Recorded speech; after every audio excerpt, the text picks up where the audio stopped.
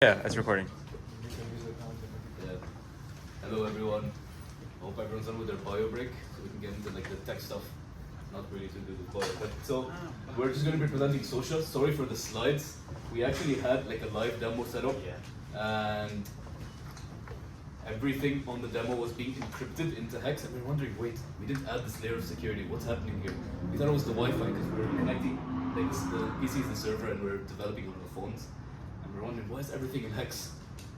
So we started debugging. We thought maybe the Wi-Fi here is really secure or something, because we didn't have that level of security. We're just undergrad students. We didn't know all of that. Turns out it was just an HTTPS. We just added the S line, which was encrypting everything into hex, which was not readable, and we debugged that. So we still have that pitch deck ready, but at least the computer networks class I took last semester came in handy for something at the end of the day. So we built this app called Socia, so you can think of it as a Duolingo for public speaking. Who here has struggled with public speaking? I mean, growing up, I was very, very shy, right? Everyone. So we built this app to target that very, not niche, but very widespread problem. Like a lot of people, at least somebody you know, probably suffers from being able to speak in a very confident manner in a public setting. Presentations, hackathon pitches, maybe even just like getting to know friends that your friends introduce you to, you know, like mutual friends. Sometimes we just don't know what to say, we don't know how to relate with them. So we created this app to bridge that gap. So we'll just get into the technical aspect of it. So for the architecture. Oh. So for the architecture of our app, for the front end, we used React Native with TypeScript. I don't know why it says TypeScript, right? And then to have everything loaded onto our phones, we used Expo to make everything easier. For the back end, we used Python along with Flask to run our server, and to power everything in our app. So we have things such as transcription, speech analysis, evaluation. All of this is done through GPT-4o and Azure's AI services. We use the speech SDKs for things such as transcription and the analysis. So what you'll see in just a bit in the demo. We're gonna go through the code first. Yes.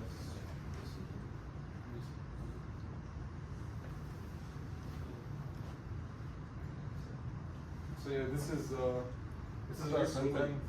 I mean, it's Zoom. a lot. Can you zoom out? Yeah. Control plus, zoom in, zoom in. Yeah. Better? Yeah, perfect. Okay. Enough. So this is where we had the issue with the HTTPS. But yeah, this is our front end. It's also different screens. I'm not going to go through that. It's just styling and making requests to the server. But the fun part is the back end. So here we have everything in one singular file. So Yeah, when you have hackathons, there's no time to really organize yourself. Sometimes just end up doing everything in one file. We built this in less than 48 hours. So we instead of going for the modular approach, we went for the module approach. That means it's all in one module. The monolith approach. So we did this in 2 days. We really had any time, but we were able to put it off. So first thing that we started with here is API keys. Obviously, we aren't going to show that for financial services. Here we have our evaluation prompt. So as you can see, it says you are a merciless interviewer at the top tier company. One issue that we had a lot with our evaluation was bias from our LLM. So it was being overly optimistic with certain results. So for example, we have our app is sectioned into different scenarios that you can have. Should we go through the demo first, maybe? I think it's better. Show the demo first, yeah. Yeah. Because this is Demo, doesn't make any sense. demo speaks a million words. Yeah. Yep. So this is the app. You get started. You log in. You can see it's built around a Duolingo type interface. You know, it's very gamified. You have your achievements. You can track your progress. Practice a chatbot because it's 2025. I mean, we need that chatbot. So we can say it's AI powered. Put that .ai and then daily challenge and a progress tracker. So you can see here. It's called Socia. It's all about the social aspect. So we've added like friends, buddies, add friends. Obviously, it's just a template at the moment. I mean, nobody really types like that, but that's what it's focused around right now. But this is where the money's at. So we go to practice conversations. Now, we've divided it into 4 main scenarios that you might encounter in your professional or daily life. So job interview, For example, talking about your skills, introducing yourself, addressing your weaknesses, and the salary negotiation. The podium, so delivering a compelling presentation, a hackathon pitch, a Q&A session. Now, believe it or not, the hackathon we won, we actually used this to practice ahead of time. Yeah, once it was good, of course. Save a relationship, clearing the air, conflict resolution. So this is a big thing, Before you want to like hash it out with your significant other, maybe you want to do it with AI, so they can tell you all that stuff. And then a coffee chat, like catching up with a friend or a friend of a friend, networking, self-introduction and whatnot. So, actually I don't want to go into this if that HTTPS error comes up again, so we actually have the demo recorded on the pitch deck here. The only time I'm allowing a pitch deck. Yeah, Zero slide deck. I just made Mohammed go through some hoops to not do slides. Yeah, fortunately. Yeah, I just saying. Yeah, so this is a demo of like the app running. This is I think it was speaking. It was me. Is you? Okay. This is the salary negotiation. And then there's no audio. Is that muted? I just unmuted. You can unmute it now. We're not using StreamYard, right? So It is me, I'm pretty sure. Oh, yeah, it is. Yeah, okay. Should work. Try it again. You go back and slide. TV volume. The remote's I suspect it's the TV. just a second. So Yeah, one- go ahead. one- Yeah. Oh. Oh. Yeah. No. Okay, there we go. Now, press this. Yeah. So you're going through a salary negotiation, right? It's a very tough thing. You want to fight for the compensation you're due. We actually have it speak back to you to Thank you for your replicate thoughtful response. a natural experience. Your experience at NVIDIA and Google is certainly impressive and speaks to the high caliber of your skills. Yeah, we skipped the rest of the competition because we made this to not be really long. But there's detailed insights from everything from clarity, pronunciation, your tone, and it also gives you like improvements you can make Your on your speech, pitch. your Yeah. fluency, your strengths, And all of the cool thing about this is that it's personalized. So anything it finds out here, it adds to the context of how it grades you the next time around. So it constantly, what's the word for it? Constantly updates based off of like Yeah. Context awareness. Yeah. Exactly. And this is why one of our main things, as Adam will go through in the technical code part of the demo, is that we use Microsoft AI, their API, because that SDK allows us not only for very, very low inference time. I mean, still now it's kind of a one-to-one, so if you speak to it for 50 seconds, it will still take 50 seconds to parse that response in real time and get back to you with your tone, your clarity, even the uhs, the ums, all the pauses you make in your speech. It will evaluate all of that, and it does everything in parallel. So in a one-to-one time, it's running your speech sample through all of these algorithms to grade you accordingly. And then you can see it's higher up in this performance result page where you can see all of the fluency and all that stuff. Can somehow Is there go more back? sound? That's my phone. Just a second. Are you gonna have sound again? No. Oh, okay. This is one of our other scenarios where it's a hackathon pitch, where you give it context on what you're giving the pitch of. So this was a screen recording of us actually presenting. So the demo was at like 4 p.m. and this was us at 1 p.m. the same day. This is a bit late. Yeah. Yeah. It's So, all late. yeah. Analyze the text that you give it. So you can give a situation that you want to practice for, and then you can speak to it, and then it does the same thing. So your completeness, your fluency, your tone, professionalism, relevance. Now, of course, since we built this over 2 days, the rubrics for all of this, we can show it's all prompt engineering at the moment. So it's not robust, but definitely has potential to be robust. And maybe we were looking to gain insights from more working professionals such as you guys on how we could improve in that field. But yeah, so that's what we have in terms of a demo. We can go back to that.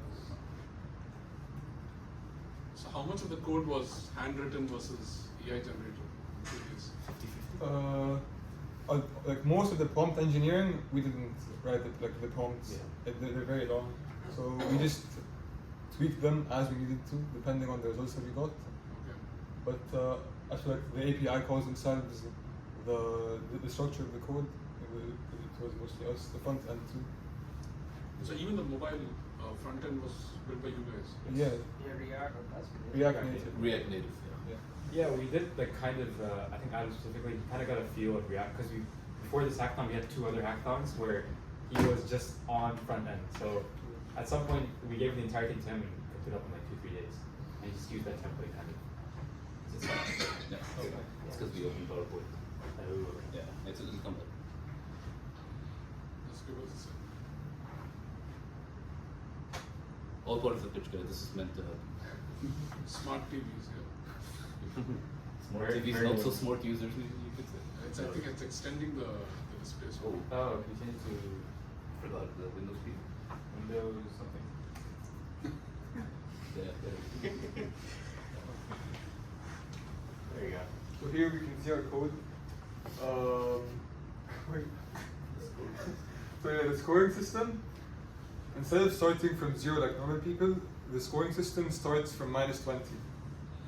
So when, for example, with the interviews, I could insult the interviewer and I would somehow get a good score. So we had to do a lot of Back and forth. back and forth with GPT. GPT is a lot more optimistic than we might think. Yeah. It tries to see the good in people. Even when you were literally cursing at it, it's still giving you 90% empathy. are you saying that you had to start with a trust deficit, basically? Yes. Exactly, yeah. Okay. Trust So- deficit. Okay. As you can see, we start from -20 points. Filler words, automatic a decrease in points, short responses, decrease in points, and everything is done through this one prompt basically. So we have the transcription, the pitch variation, so that's for the hackathon pitch scenario, the speed of how much you're talking, how clear you are, the pauses, the filler words, the pronunciation scores, your fluency scores, your accuracy scores.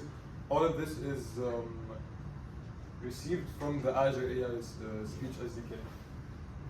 And this is just an example of how it should structure everything back to us. If I can show you guys, if we go to Chrome, yes. So I wanted to show you a bit of a background about the actual SDKs that we use. So this is an interface that's created by Microsoft of how this is actually working. So we have,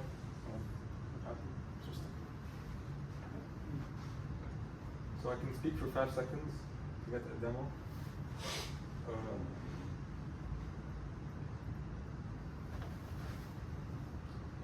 Hi. No, you need to You allow, have to enable allow the mic. allow the mic. What was it? Next page. Was it? Yeah. Hello, my name is Adam Ibrahim. So as you can see, from the front end, we take the file that's produced by the user after they record themselves, send it over to the back end where we have, again? Hi, hello, my name is Adam. Yeah, I think it's a microphone TV. Yes. Oh, is it? No, this isn't Oh, this. this is- This is just an example. Yeah, yeah. It's not working. No, it's Okay, not. we can see Yeah, that. so this is just Microsoft's demo that you create when you want to Yeah. test to see what you're actually This is- implementing to your app. This is what we implemented. Yeah, exactly. Yeah. So yeah, you speak and you get all these results.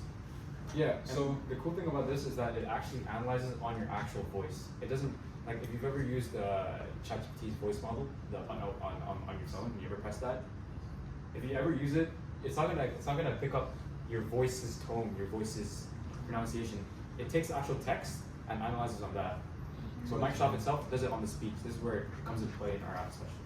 So it's all just based on transcription with GPT-4o, for example. But for us, what we do is that we use this API to give us mispronunciations, omissions, insertions, unexpected breaks, missing breaks. If you're monotone, like if there's no emotion in your voice, all of the ums, the uhs, the filler words that you could be saying, all of this is detected by by Microsoft service. And then after that, we take the transcription along with these scores based on the context of the scenario that you picked to go through the GPT evaluation prompt. As you can see here. So the transcription is passed through here, pitch variation, so this is the context, the speed of everything, your pauses, so if you had any unexpected pauses, you are informed by the API, the Microsoft API. The filler words, the ums, the us, how you pronounce all of the words, your fluency and your accuracy. This is 1,600 lines of code, so it's. Yeah, again, I mean, go deeper if someone asks a specific question. Yeah, if anyone has any questions. Yeah, go ahead, go ahead. I have a question about like how are you generating the voice? What sort of API are you using for the voice? For that, we are using GPT's Whisper. text-to-speech model. The whisper languages. No, the other way around. not The other way around. Whisper is speech to text. Oh, I see. Yeah. Like if you go on Azure's Microsoft platform, they have a specific OpenAI model called text-to-speech. How many API do you use? Like how many APIs do you So we used a suite of APIs. So Microsoft has this thing called Microsoft Azure AI services. So within that they have their speech SDK, they have even vision, they have OCR, all these things. So we use mainly speech for this because this is more so around speech. One big advantage of using this service was that the models they've built work with all the ISO 691, one of those language criteria. So basically that supports almost 95% of all language speakers around the world. That's like more than 100 languages, along with their subdialects. So you'll have Arabic Khaliji, Egyptian Arabic, maybe even Iraqi Arabic, Levantine Arabic, you have Hindi, and then Urdu, their dialects, Pashto, everything. And so what this means is that this speech therapy, like the speech therapy, or so we call it, is not only for English users. It's for people who can speak whatever language, and by the grace of generative AI, it can respond in all these languages as well because it was already pre-trained in that. So this was one of our biggest advantages of using this API was not only the latency and the accessibility, but also the accessibility to the range of users, and which is why we opted for Microsoft in particular. We could have gone directly to ChatGPT and just made it only English, for instance, but Microsoft had a lot more models we could use. I'm curious because you mentioned it almost sounds like a pitch deck for Microsoft. I'm from Amazon, that's why. I'm actually, in fact, curious about that because you were in a hackathon setting. How much of these services and these SDKs were you familiar with before the hackathon? So we actually had a couple of hackathons before this. So has anyone here heard of Imagine Cup? Yeah. Yeah. So it's a global hackathon that takes place every year.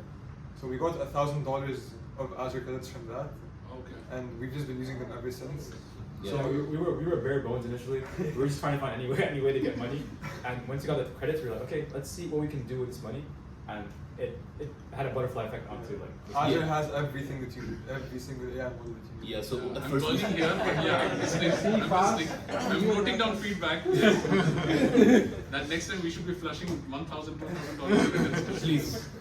please. Yeah. Okay, so you said like user speaker recognition as well you are capturing. Not recognition, just So no speech speech analysis. Analysis, yeah. Yeah. Only analysis, not recognition. No, Because not- that's not the goal of our app. We don't want to identify if you're speaking or somebody else is speaking on your account. That's not the goal. Although that could be a thing in personalization if we tend to do it later. But yeah, it's not the focus. Do you have a question? It's not a question, but like, so I was part of the same hackathon. We worked on an idea almost similar. We were working in speech therapy for like different sort of speech disorder, like stuttering, and then so we didn't make use of any API. So what we did was we tried building some sort of like stutter detection algorithm ourselves. We are using the text to speech, and then we are also using like how the person will speak, and we'll do time analysis, temporal analysis based on the syllabus that person pronounces, and so we spend so much time figuring this out. If we had known about this API, then I think it would have been much easier. Yeah, it's this idea of are you building the foundations or are you using the foundations to build something better? We found out that okay, Microsoft exists. We can use it we can just pipeline all our services to that and have a much better result. But yeah, realistically, it's much more technically diverse with your solution. Yeah, because at first we were well versed with the computer vision aspect of the API, and that's what it's actually famous for, like reading documents, being able to detect faces, because Microsoft is actually very big on that. You actually need to go through a security clearance process to get access to their vision API, because it can detect faces and everything at a very great length. Now came the question, within those 2 days, were we going to reinvent the wheel or use the existing wheels to drive ourselves forward? We chose to go for the latter option. But we did also experiment with these foundational models. We experimented with Whisper open source, actually running it I ran it on my own PC. I have a 2080, it took a long time to get that running. We experimented with all of that, but then we opted for the API because it was just a lot more demoable. Like what a local model would do in 5 minutes, the API does for us in 20 seconds. So we opted to go for that. I have one question. I'm wondering, like, how long does it take to get a response? I mean, the latency between sending your question and receiving a response. So Aditi said it is 1-to-1. So if you speak for 50 seconds, it takes about 50 seconds to analyze everything, get the transcription, evaluate, and then send back all that user data. Okay. So yeah. Okay. Okay. Can I ask, have you tried the ChatGPT mobile app for such kind of scenario? Yeah. Yes. So So what's the Yeah, so, for the ChatGPT app? Yeah, so it does exist and it's really good, but I mentioned it earlier is that it does the speech analysis on text and not on the speech itself. So it rather like you won't get insights on clarity, you won't get insights on your tone. You'll get insights that it might be fake, but on the text itself. So it's just transcription. Yeah. The mobile app, there is a method where you can have like a call, live call with the ChatGPT. Yes. Yeah, we're speaking. This model understands you only on transcription. So more what it would give you in terms of what our app does, if we were to replace it with GPT, all you would get is a script. You know what to say and what not to say. But this also corrects you on it's not only about what you're saying, but it's how you're delivering that method. So we're giving you the content and the delivery and how acing both fronts. Because sometimes Convenience, right? Because ChatGPT, if you give it the script and you give it the criteria and then you start talking to it, maybe it gives similar results, but you have the full criteria defined, the full script defined, so it's more convenient for the public speaker to use it, right? no, it's because ChatGPT cannot do fluency analysis at all. It can only do analysis of maybe the uhs, because the uhs can be transcribed, and that is in Whisper. It does transcribe uhs and fillers and pauses, but it does not understand your empathy, does not understand your monotoneness, how high you're speaking, how low you're speaking, all of these things. It does not analyze, and we tested with that. I actually was. I had an internship at Space 42 where we had to build a natural language processing pipeline. I worked a lot with Whisper, and this was one of the biggest drawbacks. It was all purely text-based. Yeah. Yeah, I think one of the problems we faced with Whisper was that it doesn't recognize and all. It Yeah. filters everything, so it's like for us when we're trying to make structured detection algorithm, it's just that it doesn't work that way. So The thing is needed for. yeah, so we had to like find some other Yeah. algorithm that was developed by Meta and then do that.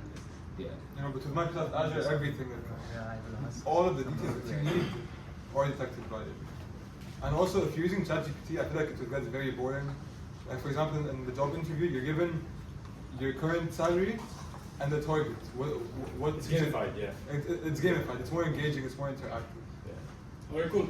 Some more questions afterwards. We're also getting food. We'll move on to our last demo. So thank you so much, everyone. Thank you so much. This is our first hackathon presentation also, so we want to see if you folks